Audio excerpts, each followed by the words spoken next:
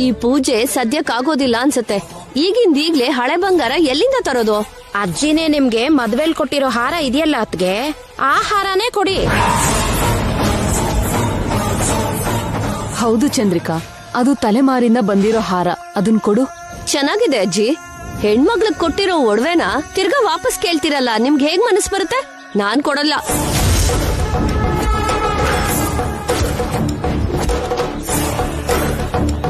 ಬೇಕಾದ್ರೆ ಆ ಹಾರಕ್ಕೆ 10 ಪಟ್ಟು ಬೆಲೆ ಬಾಳೋದನ್ನ ಕೊಡ್ತೀನಿ.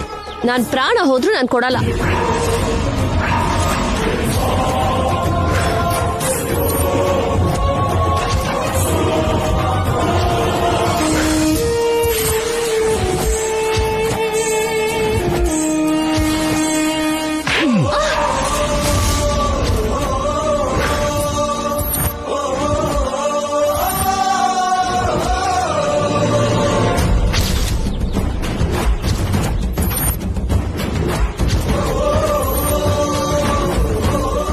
ಏನ್ ಮಾತಾಡ್ತೀಯೇ? ಕೆನ್ನೆ ಕೊಟ್ಟು ಹೊಡ್ಸ್ಕೋಬೇಕಾ? ಭಾವ, ಯಾರು ಮಾತಾಡ್ಬೇಡಿ. ಇದೊಂದ್ಸಲ ನಂಗೆ ಮಾತಾಡಕ್ ಬಿಡಿ ಪ್ಲೀಸ್. ಮದುವೆ ಆದಾಗಿಂದ ನಿಮ್ಮ ಉಪ್ಪು ತಿಂದು ಬದುಕಿದ್ದೀವಿ ನಾವು. ಒಂದಿನ ಕೂಡ ನನ್ ಕೈಲಾಗಲ್ಲ ಅಂತ ನೀವು ಹೇಳಿಲ್ಲ, ಮಾತಾಡಿಲ್ಲ.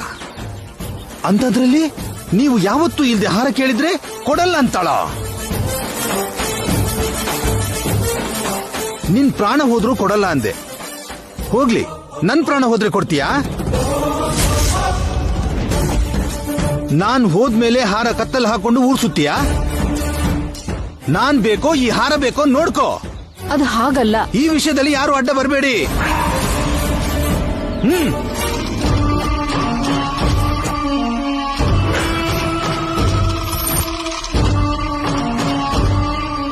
ಕೊಡು.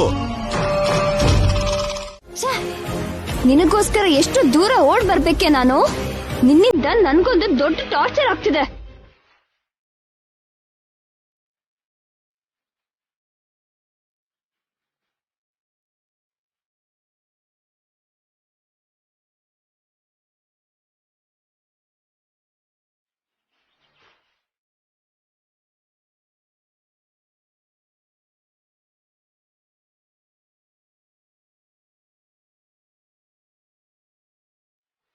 ಹಲೋ ಫಾತಿಮಾ. ಹಾಜಿ, ನೀನೇನಿಲ್ಲಿ? ರೂಪಾ ಆಂಟಿಗೋಸ್ಕರ ಬಂದೆ. ನಿಜ ಹೇಳು, ನಿತ್ಯನ್ಗೋಸ್ಕರ ಬಂದೆ ಅಲ್ವಾ?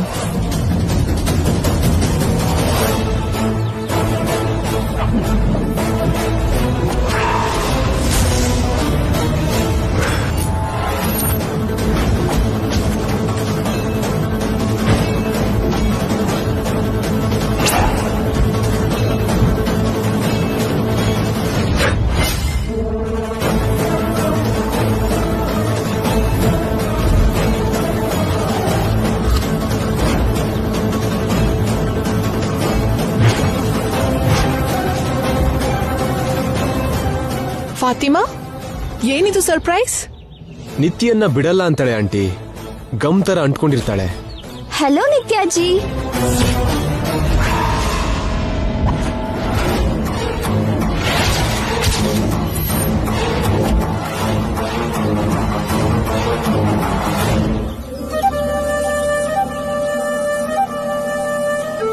ಏನಮ್ಮ, ಮೊದ್ಲೇ ಹೇಳಿದ್ರೆ ನಮ್ ಜೊತೆಗೆ ಬರ್ಬೋದಿತ್ತಲ್ಲ.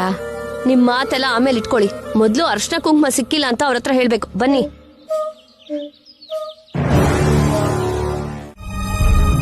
ಹೌದು ಮಾಮ್, ಈ ತಾಳಿ ಪೂಜೆಗೆ ಅಂತ ಪವರ್ ಇದ್ಯಾ?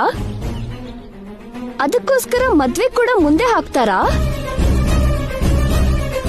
ಮತ್ತೆ ಆ ತಾಳಿನ ಜೈ ಗಂಗಾ ಕತ್ತಲ್ ಕಟ್ಟಿದ್ರೆ, ಒಂದ್ ವೇಳೆ ಅವಳು ಸಾಯ್ದೆ ಹೋದ್ರೆ?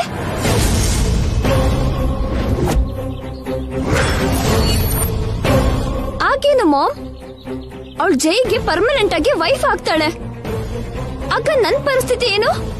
ಇಲ್ಲ ಬೇಬಿ, ಈ ತಾಳಿ ಪೂಜೆಗಿಂತ ಆ ಶಾಪನೇ ಪವರ್ಫುಲ್. ಹೇಳೋಕ್ಕಾಗಲ್ಲ ಮಾಮ್. ಅದಕ್ಕೆ ಆ ತಾಳಿನ ನಾನೇ ಕಟ್ಟಿಸ್ಕೋತೀನಿ. ಬೇಡ ನಿತ್ಯ, ರಿಸ್ಕ್ ತಗೊಳ್ಳೋದು ಬೇಡ. ನನ್ಗೆ ಇದೇ ದೊಡ್ಡ ರಿಸ್ಕ್ ಅನಿಸ್ತಿದೆ ಮಾಮ್. ಅವಳು ಅರ್ಶನ ಕುಂಕುಮ ತರ್ತಿದ್ದ ಹಾಗೆ ಅವಳನ್ನ ಇಲ್ಲಿಂದ ಕಳ್ಸಿ ನಾನ್ ಪೂಜೆ ಕೂತ್ಕೋತೀನಿ. ಮದ್ವೆ ಸಂಭ್ರಮದಲ್ಲಿ ನಾನು ಜೈ ಪಕ್ಕ ಇರ್ತೇನೆ. ನಾನೇ ಜೈ ಕೈಯಿಂದ ತಾಳಿ ಕೂಡ ಕಟ್ಟಿಸ್ಕೋತೀನಿ.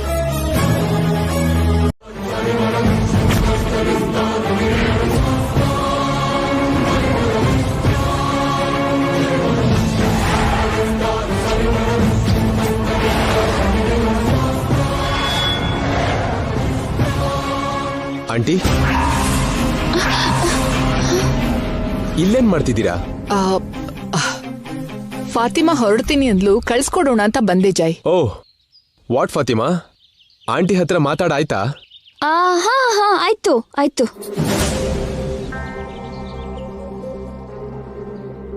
ಏನ ಮೂಟೆ?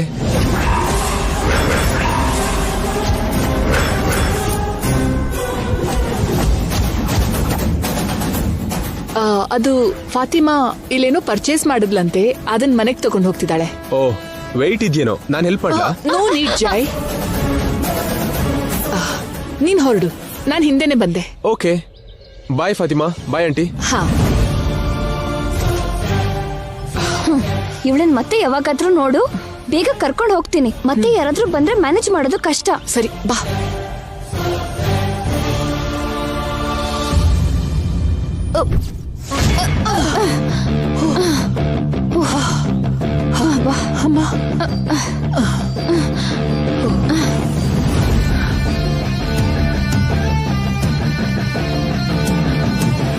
ನಿತ್ಯಾ, ನಾನ್ ಪೂಜೆಗೆ ಹೋಗಿ ಬರ್ತೀನಿ.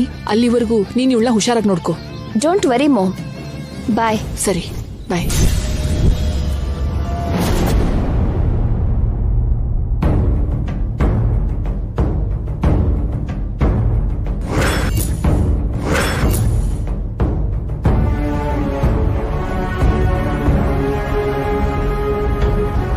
ಯಾಕೆ ಸ್ವಾಮಿ ನನ್ನ ಈ ಕಷ್ಟಕ್ಕೆ ದೂಡ್ಬಿಟ್ಟೆ? ಊರವ್ರು ನೋಡಿದ್ರೆ ಅರ್ಶನ ಕುಂಕುಮ ಕೊಡಲ್ಲ ಅಂತಾರೆ. ಅದನ್ನ ತರದೇ ಇದ್ರೆ ತಾಳಿ ಪೂಜೆ ನಡೆಯಲ್ಲ. ಈ ಮದ್ವೆ ಆದ್ರೆ ಮಾತ್ರ ನನ್ಗೂ ನಮ್ಮಮ್ಮಗೂ ಬಿಡ್ಕಡೆ ಸಿಗೋದು. ನನ್ನ ನಮ್ಮಮ್ಮನ್ನ ಸೇರ್ಸು ಸ್ವಾಮಿ.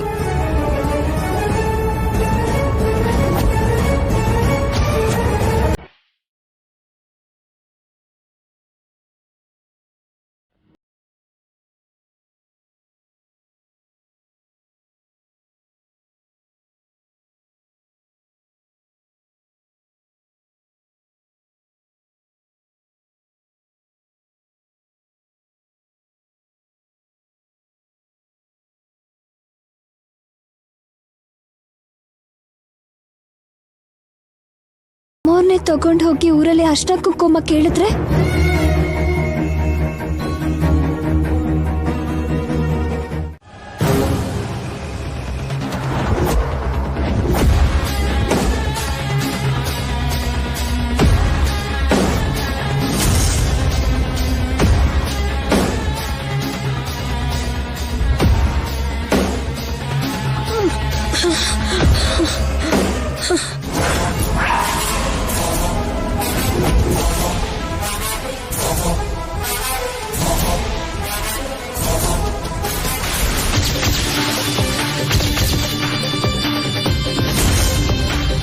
ರಾಕ್ಷಸಿ, ನಿನ್ಗಾಗ್ಲೇ ಎಚ್ಚರ ಆಯ್ತಾ?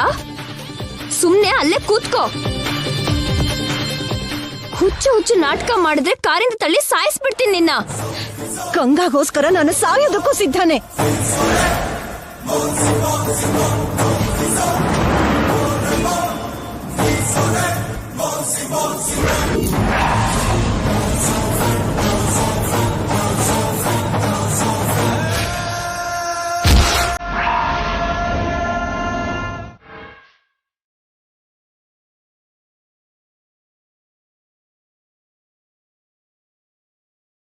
ಡಾಕ್ಟರ್, ಸಾರಿ ಸರ್, ತಲೆಗೆ ಬಲವಾದ ಗಾಯ ಆಗಿದೆ.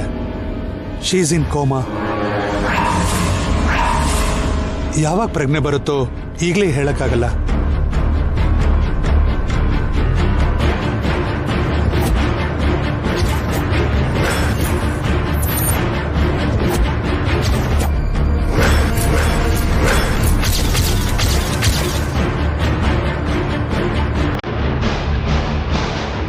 Excuse me.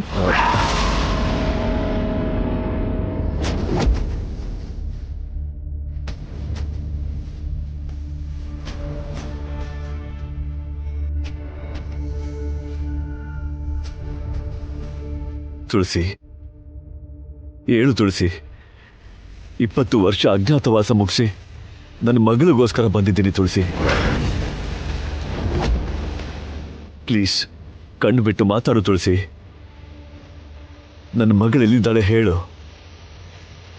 ನನ್ನ ಮಗಳನ್ನ ಒಂದು ಮಾಡೋ ಏಕೈಕ ಆಧಾರ ನೀನೆ. ನಿನಗೇನಾದ್ರೂ ಆದ್ರೆ ಈ ಜನ್ಮದಲ್ಲಿ ನನ್ನ ಮಗಳು ಸಿಗಲ್ಲ. ನನ್ನ ಮಗಳು ನನ್ನ ಕಣ್ಮುಂದೆನೆ ಇದ್ರೂ ಗುರ್ತಿಡಿಯಲ್ಲ. ನಾನೇ ಅವಳ ಅಪ್ಪ ಅಂತ ಹೇಳೋಕ್ಕೂ ಆಗಲ್ಲ. ನನ್ನ ಜೀವನ ಪೂರ್ತಿ ವ್ಯರ್ಥ ಆಗುತ್ತೆ ತುಳಸಿ. ದಯವಿಟ್ಟು ನನ್ನ ಬದುಕಿಸು ತುಳಸಿ.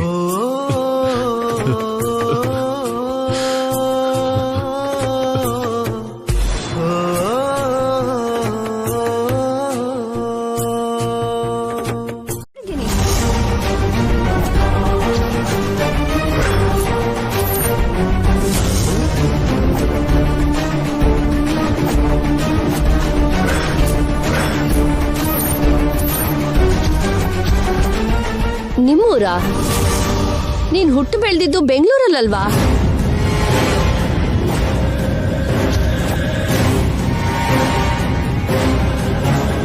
ಅವಳು ಹೇಳಿದ್ದು ನಿಮಗೆ ಸರಿಯಾಗಿ ಅರ್ಥ ಆಗ್ಲಿಲ್ಲ ಅನ್ಸುತ್ತೆ. ವಿಲೇಜ್ ಕಲ್ಚರ್ನ ತೋರಿಸೋ ನಮ್ಮೂರು ಅನ್ನೋ ಟಿವಿ ಪ್ರೋಗ್ರಾಮ್ ಅಲ್ಲಿ ಈ ಕೋಲಾಟನ ತುಂಬಾ ಸಲ ನೋಡಿದ್ದೆ ಅಂತ ಹೇಳಿದ್ಲು.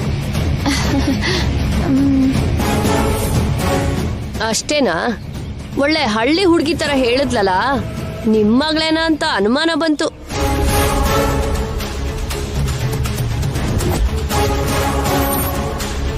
ಯಾವುದೇ ಅವಮಾನ ಅನುಮಾನ ಪಡೋದಕ್ಕೆ ನಾವಿಲ್ಲಿ ಬಂದಿಲ್ಲ.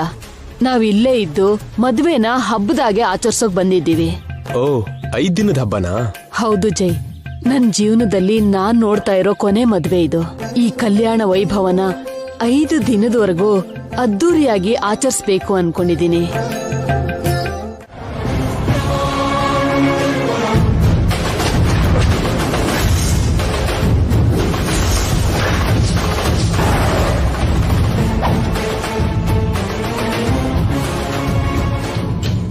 ಸರ್, ನಿಮ್ಮನ್ನ ಡಾಕ್ಟರ್ ಕರೀತಾ ಇದ್ದಾರೆ.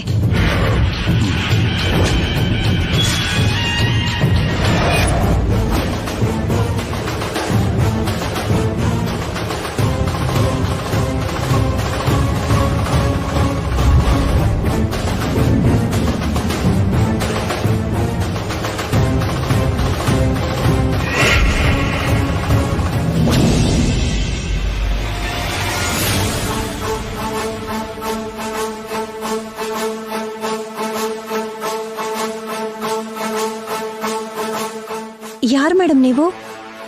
ಈ ಪೇಷಂಟ್ಗೆ ತುಂಬಾ ಬೇಕಾದವರು. ಇವಳೇ ಮಾಮ್, ಆ ಗಂಗನ್ ಅಮ್ಮ.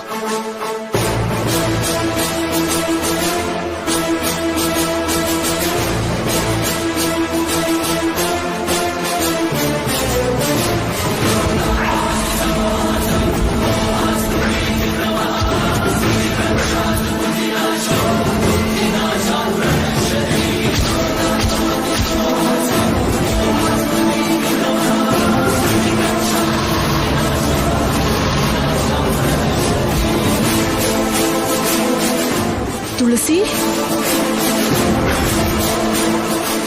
ಇವಳ ಗಂಗಾ ತಾಯಿ. ಇವಳನ್ ಬದುಕ್ಸೋಕ ನಾನು ದುಡ್ಡು ಕೊಟ್ಟಿದ್ದು. ಇವಳಿಗೋಸ್ಕರ ನಾ ಗಂಗಾ ನಮ್ಮನೆ ಕೆಲ್ಸಕ್ಕೆ ಬಂದಿದ್ದು. ಇಷ್ಟು ದಿನ ಇವಳು ನನ್ನ ಕಣ್ಣಿಗೆ ಬೀಳ್ದೆ ಹೇಗಿದ್ಲು? ಇವಳು ನಿನಗೆ ಮೊದ್ಲೇ ಗೊತ್ತಾ ಮಾಮ್? ಚೆನ್ನಾಗ್ ಗೊತ್ತು. ನರ್ಸ್, ಈ ಪೇಷಂಟ್ ನ ಇಲ್ಲಿಗೆ ಅಡ್ಮಿಟ್ ಮಾಡಿದವ್ರು ಯಾರು? ಎಲ್ಲಿದ್ದಾರೆ? ಇವಾಗಿನ ಡಾಕ್ಟರ್ ಕರೆದ್ರು ಅಂತ ಹೋದ್ರು ಮೇಡಮ್. ಸಾಲ್ ರೂಮ್ ಅಲ್ಲಿ ಇರ್ಬೋದು. Mom, mom, mom, where are you going? Mom, ma'am.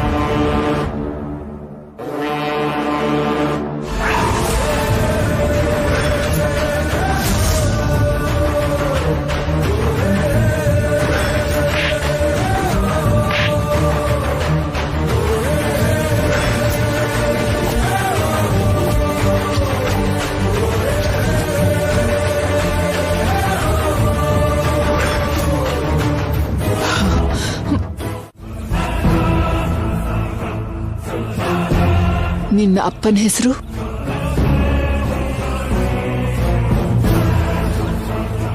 ಕೇಳ್ತಿರೋದು ನಿನ್ನೆ. ನಿನ್ನ ಅಪ್ಪನ ಹೆಸರೇನು? ಗೊತ್ತಿಲ್ಲ ಮೇಡಮ್. ಯಾಕೆ ಕೇಳ್ತಿದ್ದೀರಾ? ಇಷ್ಟು ವರ್ಷದಿಂದ ನೀನು ನಿನ್ನ ಅಪ್ಪನ ಬಗ್ಗೆ ತಿಳ್ಕೊಳ್ದೇನೆ ಬದುಕ್ತಿದ್ಯಾ? ನಮ್ಮಮ್ಮ ನಂಗೆ ಯಾವತ್ತೂ ನಮ್ಮ ಅಪ್ಪನ ಬಗ್ಗೆ ತಿಳ್ಕೋಬೇಕು ಅನ್ನೋ ಯೋಚನೆಗೆ ಬರೋಕ್ಕೂ ಬಿಡ್ಲಿಲ್ಲ ಮೇಡಮ್. ನನ್ನ ಅವಳ ಪ್ರಾಣಕ್ಕಿಂತ ಹೆಚ್ಚಾಗಿ ನೋಡ್ಕೊಂಡ್ಲು. ಬಹುಶಃ ಅದಕ್ಕೇನೇನೋ ನಮ್ಮ ಅಪ್ಪನ ಬಗ್ಗೆ ಯೋಚನೆ ಮಾಡ್ಬೇಕಾದ ಅಗತ್ಯ ಆಗ್ಲಿ, ಅವ್ರ ಹೆಸರನ್ನ ತಿಳ್ಕೋಬೇಕು ಅನ್ನೋ ಆಲೋಚನೆ ಆಗ್ಲಿ ಇಲ್ಲಿ ತನಕ ಬರ್ಲಿಲ್ಲ. ಅವಳು ಯಾಕೆ ನಿನ್ಗ ಯೋಚನೆ ಬರೋದಕ್ ಬಿಡ್ತಾಳೆ? ಆ ನಿಜ ನಿನಗ್ ಗೊತ್ತಾದ ದಿನ ನಿನ್ನಮ್ಮಂಗೆ ನೀನೇ ದ್ರೋಹಿ ಅಂತ ಮುಖದ ಮೇಲೆ ಉಗ್ದು ಅಸಹ್ಯ ಪಡ್ತೀಯ. ಅವಳಂತ ತಾಯಿ ಹೊಟ್ಟೆಲ್ ಹುಟ್ಟಿದಿಕ್ಕೆ ಹೊಳೆಗ್ ಹಾರಿ ಸಾಯ್ತೀಯ. ಹೋಗ್ಲಿ, ನಿಮ್ಮಪ್ಪ ಎಲ್ಲಿದ್ದಾರೆ ಅಂತನಾದ್ರೂ ಗೊತ್ತಾ? ಗೊತ್ತಿಲ್ಲ ಮೇಡಮ್. ಮತ್ತೆ ಇನ್ನೇನ್ ಗೊತ್ತೇ ನಿನ್ಗೆ? ಇಷ್ಟು ವರ್ಷಗಳಾದ್ರೂ ನೀನು ನಿಮ್ಮಪ್ಪ ಯಾರು, ಎಲ್ಲಿರ್ತಾರೆ, ಹೇಗಿರ್ತಾರೆ ಅಂತ ಕೂಡ ತಿಳ್ಕೊಳ್ಬೇಕು ಅಂತ ಅನಿಸ್ಲಿಲ್ವಾ ನಿನ್ಗೆ? ಅಷ್ಟಕ್ಕೂ ನೀನೇನ್ ಬುದ್ಧಿ ಇಲ್ದೇ ಇರೋಳು ಅಲ್ಲ ಬಿಡು. ಪ್ರಪಂಚನೇ ಗೆಲ್ಲೋಷ್ಟು ಧೈರ್ಯ ಬುದ್ಧಿ ಎರಡೂ ಇದೆ. ಮತ್ತೆ ಈ ವಿಷಯನ ಅಷ್ಟು ಈಸಿಯಾಗಿ ಹೇಗ್ ಬಿಟ್ಬಿಟ್ಟೆ? ಹೇಳಿದ್ನಲ್ಲ ಮೇಡಮ್, ನಂಗೆ ನಮ್ಮಮ್ಮ ಅವ್ರ ಯೋಚನೆ ಬರ್ತಿರೋ ತರ ನೋಡ್ಕೊಂಡ್ರು ಅಂತ. ಆದ್ರೆ ಯಾವತ್ತೋ ಯಾರೋ ನಿಮ್ ತರನೇ ನಮ್ಮಮ್ಮನ ಕೇಳಿದಕ್ಕೆ ಅವ್ರು ವಿದೇಶದಲ್ಲಿದ್ದಾರೆ ಅಂತ ಹೇಳಿದ್ನ ಕೇಳ್ದೆ ಮೇಡಮ್. ಏನಾಯ್ತು ಮೇಡಮ್? ನಮ್ಮಮ್ಮಂಗೆ ಹೇಗಿದೆ? ಚೆನ್ನಾಗೇ ಇದಾರಲ್ವಾ? ಈಗಷ್ಟೇ ನೋಡ್ಕೊಂಡ್ ಬರ್ತಿದ್ದೀನಿ. ತುಂಬಾ ಆರಾಮಾಗಿದ್ದಾಳೆ ನಿಮ್ಮಮ್ಮ. ಹೌದು, ಇತ್ತೀಚೆಗೆ ಯಾವತ್ತಾದ್ರೂ ನಿಮ್ಮಪ್ಪನ್ ನೋಡಿದ್ಯಾ? ಇಲ್ಲ ಮೇಡಮ್, ಅವರು ಹೇಗಿದ್ದಾರೆ ಅಂತ ಕೂಡ ನನಗೆ ಗೊತ್ತಿಲ್ಲ. ಅವ್ರ ಫೋಟೋ ಕೂಡ ನಮ್ಮ ಮನೇಲಿಲ್ಲ. ಅಪ್ಪ ಯಾವಾಗ ಬರ್ತಾರಮ್ಮ ಅಂತ ಅಮ್ಮನ್ ಕೇಳ್ತಿದ್ದೆ. ಬೇಗ ಬರ್ತಾರೆ ಅಂತ ಅಮ್ಮ ಹೇಳ್ತಿದ್ಲು. ಇಲ್ಲಿ ತನಕ ಬರ್ಲಿಲ್ಲ ಮೇಡಮ್. ನಿನ್ ಮದ್ವೆಗ್ ಬರ್ತಾರೇನೋ? ಹೌದು ಮೇಡಮ್, ನನ್ಗೂ ಕೂಡ ಆಸೆ.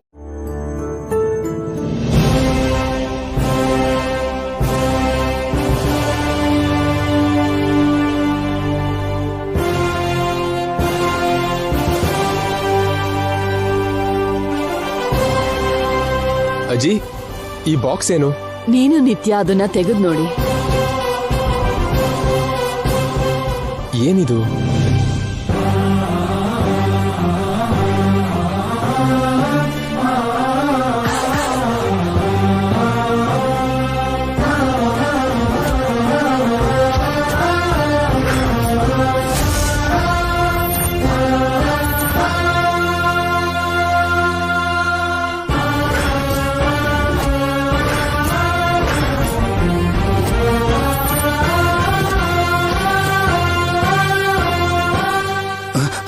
ಇಷ್ಟು ಬಂಗಾರನ?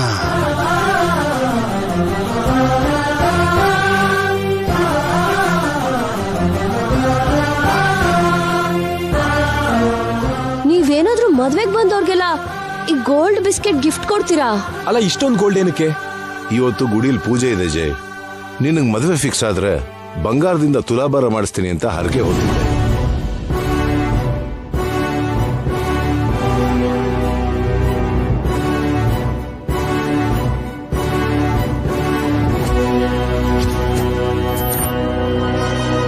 ಯಾರಾದ್ರೂ ಬೆಲ್ಲದಿಂದ ತುಲಾಭಾರ ಮಾಡ್ತಾರೆ, ದುಡ್ಡಿದೆ ಅಂತ ಬಂಗಾರದಲ್ಲಿ ತುಲಾಭಾರ ಮಾಡ್ತಾರ ಅಣ್ಣ? ನನ್ ಮಗ ಬಂಗಾರದಂತವನು, ಅದಕ್ಕೆ ಬಂಗಾರದಲ್ಲೇ ತೂಕ ಮಾಡ್ಬೇಕು ಅಂತಿದೀನಿ.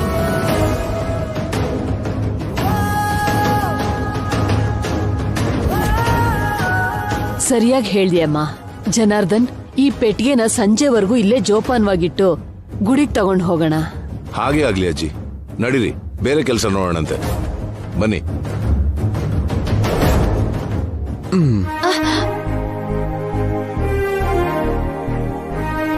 ನನ್ ಚಿಕ್ಕಮ್ಮ ಏನಂದ್ರು ಅಂತ ಕೇಳಿದ್ಯಾ ನಿತ್ಯ? ನಾನು ಬಂಗಾರದಂತವನು ಅಂತಂದ್ರು. ಸಂತೋಷ. 70 ಕೆಜಿ ಬಂಗಾರ 5 ದಿನದಲ್ಲಿ ನಿನ್ ಸ್ವಂತ ಆಗತ್ತೆ. ಆನಂದ. ಮತ್ತೆ ಅಷ್ಟೊಂದ್ ಬಂಗಾರನ ಏನ್ ಮಾಡ್ತೀಯಾ?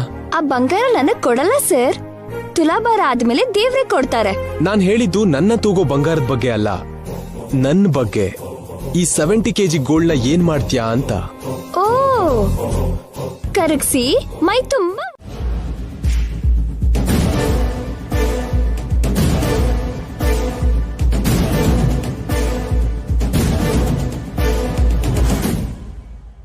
ತುಲಾಭಾರಕ್ಕೆ ಅಂತ ಇಟ್ಟಿದ್ ಬಂಗಾರ ಹೀಗಾಗೋಯ್ತಲ್ಲ. ಅಜ್ಜಿ, ಇದು ಹೊರಗಿನವ್ರ ಕೆಲ್ಸ ಅಲ್ಲ, ಖಂಡಿತ ಮನೆಯಲ್ಲಿರೋ ಕಳ್ಳರ ಕೆಲ್ಸನೇ ಆಗಿರುತ್ತೆ.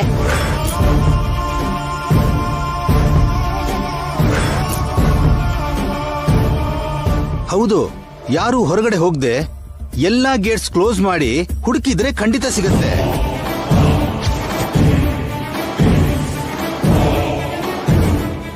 ನಾನ್ ನೋಡ್ತಿರೋ ಹಾಗೆ ಹೊರಗಿನವ್ರು ಯಾರು ಮನೆ ಒಳಗ್ ಬಂದಿಲ್ಲ, ಮನೆಯಿಂದ ಯಾರು ಹೊರಗಡೆ ಹೋಗಿಲ್ಲ. ಅಂದ್ರೆ ಕದ್ದಿರೋ ಬಾಕ್ಸು ಒಳಗೆ ಇರುತ್ತೆ ಖಂಡಿತವಾಗ್ಲು. ನಾಣಿ ಸರ್, ಹೋಗಿ ಮನೆ ಪೂರ್ತಿ ಹುಡುಕು. ಆಯ್ತು ಸರ್.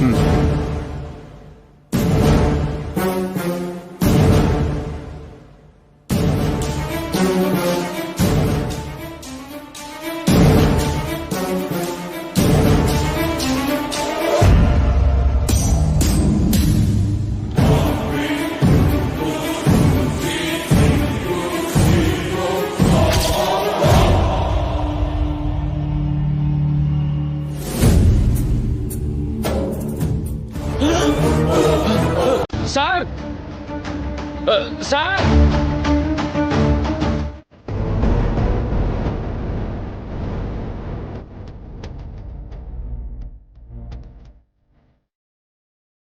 ಬಿಡಿ ಅಜ್ಜಿ, ಹೋಗಿರೋ ಬಂಗಾರ ಇವತ್ತಲ್ದೇ ಇದ್ರೆ ನಾಳೆನಾದ್ರೂ ಸಿಗುತ್ತೆ.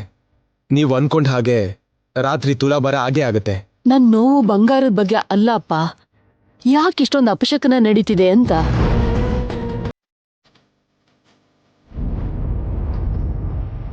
ಇಂಥದ್ದು ಎಷ್ಟೇ ನಡೆದ್ರೂ ಮದುವೆ ಅಂತೂ ನಿಲ್ಲಲ್ಲ ಅಜ್ಜಿ. ಹೌದು ಅಜ್ಜಿ, ನೀವು ಧೈರ್ಯವಾಗಿರಿ, ಈ ಮದುವೆ ಅಂತೂ ನಡೆದೇ ನಡೆಯುತ್ತೆ.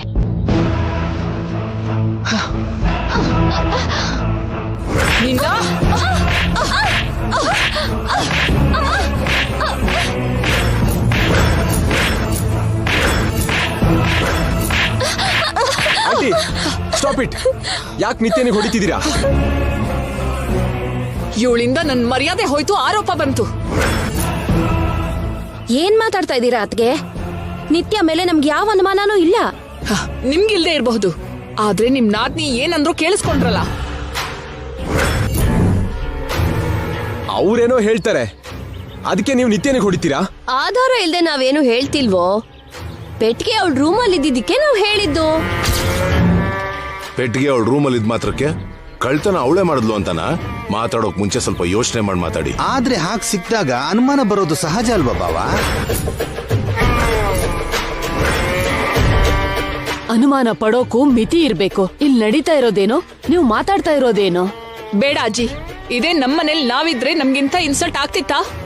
ನಾವ್ ಹೋಗಿ ಮದ್ವೆ ದಿನಾನೇ ಬರ್ತೀವಿ. ಬಾ ನಿತ್ಯ. ಒಂದ್ ನಿಮಿಷ ಇರಿ ಆಂಟಿ. ಯಾಕೆ ಜೈ, ಇನ್ನೂ ಅವಮಾನ ಮಾಡಿಸ್ಕೊಳಕ ಅಥವಾ ನಿನ್ನ ಅತ್ತೆ ಬಾಯಿಂದ ಮಾತ್ ಕೇಳಿಸ್ಕೊಳಕ?